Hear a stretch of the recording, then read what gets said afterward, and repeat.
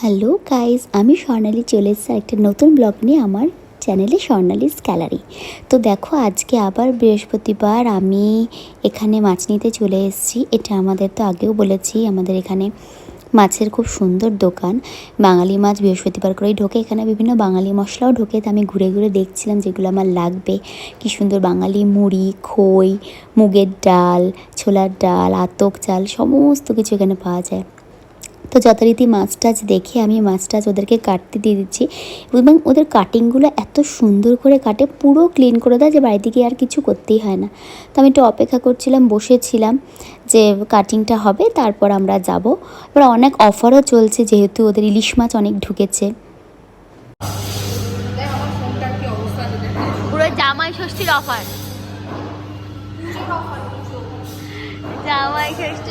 জামাই ষষ্ঠীর অফার চালু করেছে।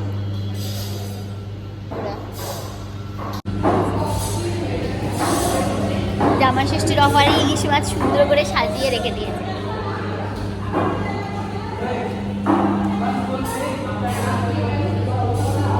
হ্যাঁ, বরফ লাগাসনি একটু? ছাতা নিয়ে যায়নি আর পুরো ভিজে গেছে বৃষ্টিতে, পুরো চপচপ করে আমার সব ভিজে গেছে।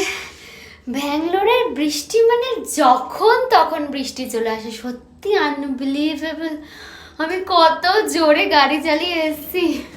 তো বাড়ি ফিরে মামাপুষি রেডি হয়ে গেছে, আমরাও রেডি হয়ে গেছিলাম। তো আমাদের আজকে একটু পুজো দিতে যাওয়ার কথা ছিল কালী মন্দিরে, তো তার জন্য সবাই রেডি হয়ে বেরাবো বলে। আজকে যাচ্ছি আমি হচ্ছে আমাদের ব্যাঙ্গালোরে বিখ্যাত, মানে ব্যাঙ্গালোরে অনেক জায়গাতেই কালী ঠাকুর আছে, তবে এটা ব্যাঙ্গালোরে খুব নাম করা একটা কালী মন্দির, আমাদের ইলেকট্রনিক সিটি কালী মন্দির। বাবা চর্চাটা কিছু আওয়াজ ছিল,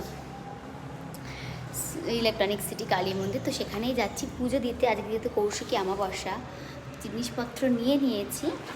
আমি অপেক্ষা করছি, আমার একজন নেবার্স যাবে, এখনও রেডি হয়নি, তার জন্য অপেক্ষা করছি। তো এসে গেছি মন্দিরে। এটা মন্দিরের বাইরেটা দেখে বাড়ির মতো লাগছে আমি জানি। প্রথমটা একটু চূড়া ছিল, তারপর ঠাকুরমা সেটাকে চেঞ্জ করে নিয়েছেন ওনার মতন করে। তো তারপর আমরা মন্দিরের ভেতর ঢুকলাম, বসলাম, আমি আমার ফল প্রসাদ যা ছিল সেগুলো দিলাম, দিয়ে ঠাকুরকে প্রথমে প্রণাম করলাম। মায়ের মূর্তিটা এত সুন্দর, খুব ভালো লাগে আমার আসতে। আর আমি ব্যাঙ্গালোরে অনেক মন্দিরই আছে কালী মন্দির, তবে এটা খুবই বিখ্যাত, সবারই মুখে নাম শুনবে যারাই ব্যাঙ্গালোরে থাকে। ইলেকট্রনিক সিটি কালী মন্দির খুবই নাম করা, খুব জাগ্রত মায়ের মন্দির আমরা। আর তার মধ্যে কৌশিকী অমাবস্যা ছিল, তো এই দিনে প্রায় দিনই আমি পুজো দিতে আসি মায়ের মন্দিরে। তো সেটা আমি এসেছিলাম, চারিদিকটা একটু ঘুরিয়ে দেখাচ্ছিলাম। দেখো মন্দিরটা খুব সুন্দর করে বানানো।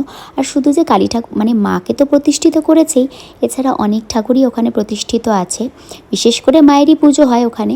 আজকে তার মধ্যে সন্ধ্যেবেলা থেকে অনেক বেশি বড় পুজো হবে। সকালবেলা অতটা ভিড় ছিল না, তারপরে আমরা একটুখানি দুপুরবেলার দিকটাতেই গেছিলাম। বেলার দিক হলে ততটা ভিড় হয়।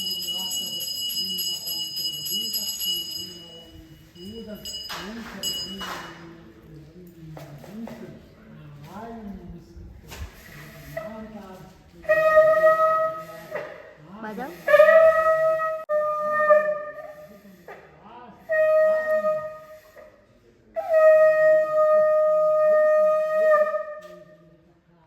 আরো অশোকে নেই।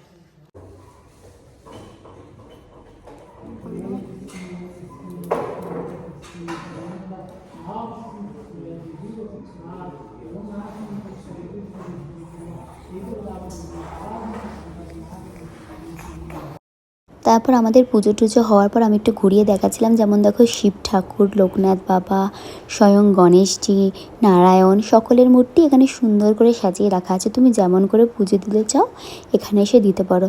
খুবই সুন্দর করে যত্ন সহকারে ওনারা পুজো করেন। দুর্গা মা, নারায়ণ প্রত্যেকেই এখানে স্থাপিত আছে। মা কালীকে বড় স্থান দেওয়া হয়েছে। সমস্ত কিছু দেখে তারপর আমরা বাড়ির পথের দিকে এগোবো।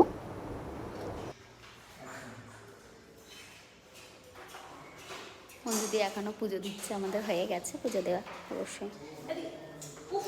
হ্যাঁ, প্রথমে চূড়াটা না, এখানে এটা চূড়া মতন ছিল মন্দিরে, তারপর ভেঙে ঠাকুরমশাই বড়লোক হয়ে গেছে ব্যাঙ্গালোরে এসে, দিয়ে বাড়ি বানিয়ে নিয়েছে, ঠাকুরের ওপরে বাড়ি বানিয়ে নিয়েছে এখান দিয়ে মন্দিরটা। ব্যাঙ্গালোরে আসলে সবাই এরকমই হয়ে যায়।